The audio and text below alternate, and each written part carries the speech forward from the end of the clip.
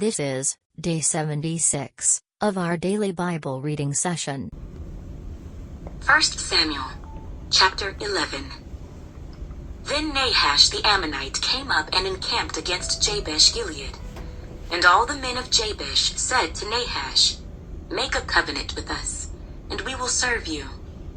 And Nahash the Ammonite answered them, "On this condition I will make a covenant with you, that I may put out all your right eyes, and bring reproach on all Israel."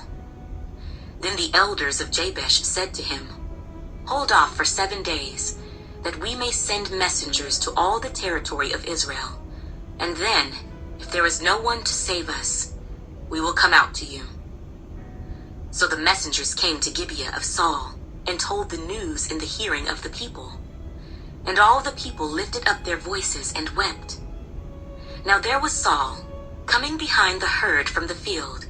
And Saul said, "What troubles the people, that they weep?" And they told him the words of the men of Jabesh.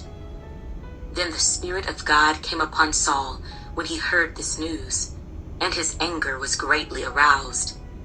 So he took a yoke of oxen, and cut them in pieces, and sent them throughout all the territory of Israel by the hands of messengers, saying, "Whoever does not go out with Saul and Samuel to battle, so it shall be done to his oxen."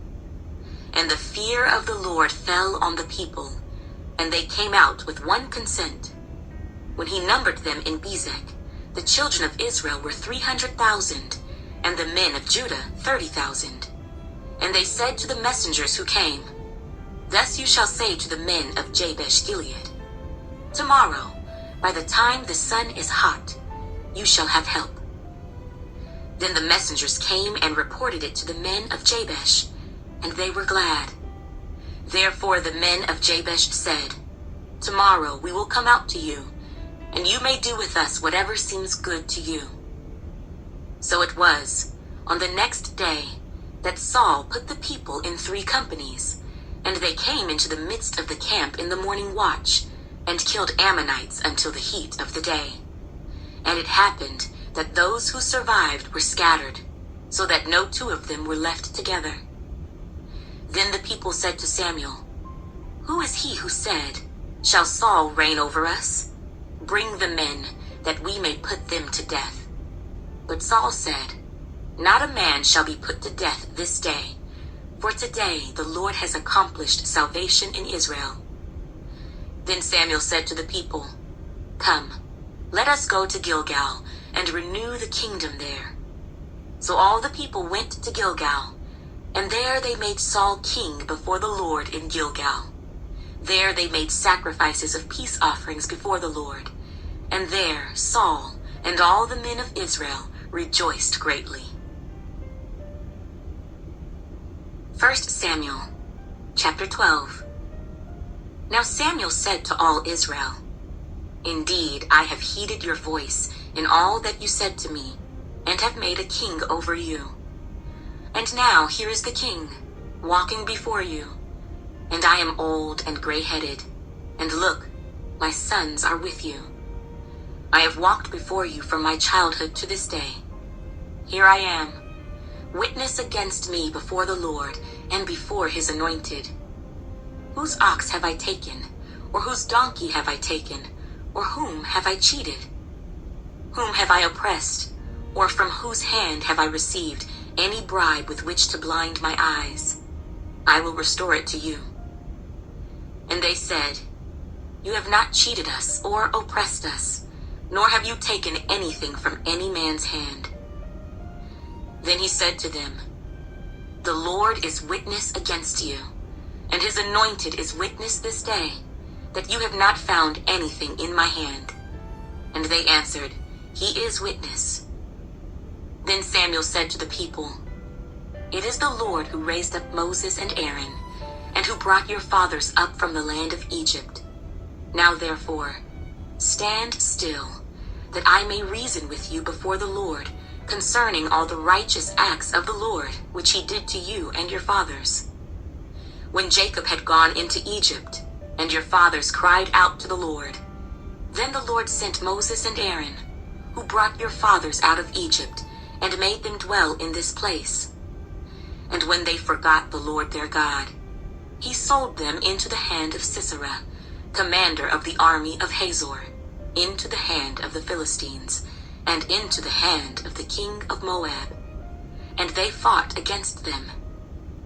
Then they cried out to the Lord and said, "We have sinned, because we have forsaken the Lord, and served the Baals and Ashtoreths. But now deliver us from the hand of our enemies, and we will serve you." And the Lord sent Jerubbaal, Bedan, Jephthah, and Samuel, and delivered you out of the hand of your enemies on every side, and you dwelt in safety. And when you saw that Nahash, king of the Ammonites, came against you, you said to me, "No, but a king shall reign over us," when the Lord your God was your king. Now therefore, here is the king whom you have chosen, and whom you have desired. And take note, the Lord has set a king over you. If you fear the Lord and serve him and obey his voice, and do not rebel against the commandment of the Lord, then both you and the king who reigns over you will continue following the Lord your God. However, if you do not obey the voice of the Lord, but rebel against the commandment of the Lord, then the hand of the Lord will be against you, as it was against your fathers. Now therefore, stand and see this great thing which the Lord will do before your eyes. Is today not the wheat harvest? I will call to the Lord, and he will send thunder and rain, that you may perceive and see that your wickedness is great, which you have done in the sight of the Lord, in asking a king for yourselves. So Samuel called to the Lord, and the Lord sent thunder and rain that day, and all the people greatly feared the Lord and Samuel. And all the people said to Samuel, "Pray for your servants to the Lord your God, that we may not die, for we have added to all our sins the evil of asking a king for ourselves." Then Samuel said to the people, "Do not fear. You have done all this wickedness, yet do not turn aside from following the Lord, but serve the Lord with all your heart. And do not turn aside, for then you would go after empty things, which cannot profit or deliver, for they are nothing. For the Lord will not forsake his people, for his great name's sake, because it has pleased the Lord to make you his people.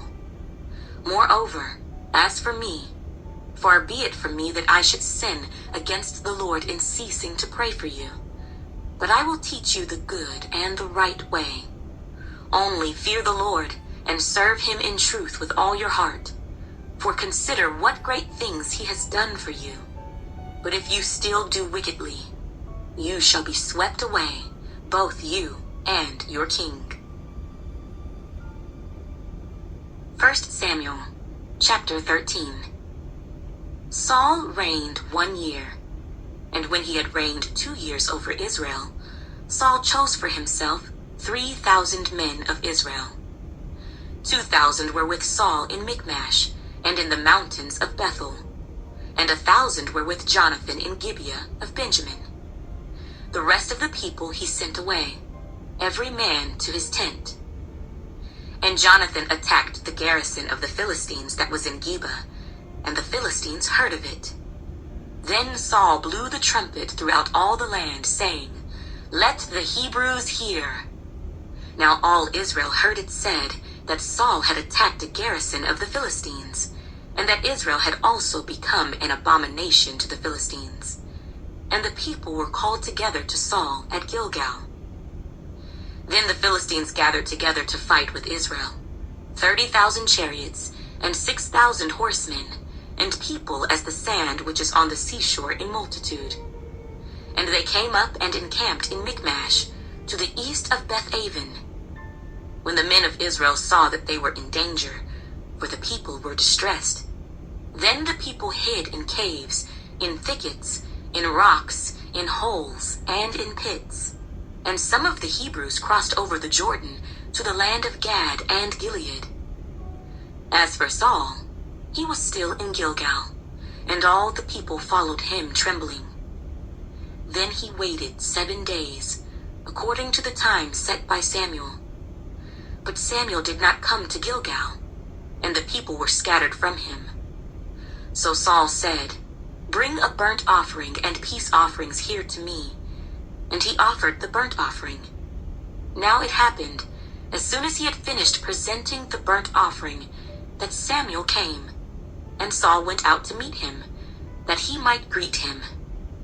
And Samuel said, "What have you done?" Saul said, "When I saw that the people were scattered from me, and that you did not come within the days appointed, and that the Philistines gathered together at Michmash, then I said, 'The Philistines will now come down on me at Gilgal, and I have not made supplication to the Lord.'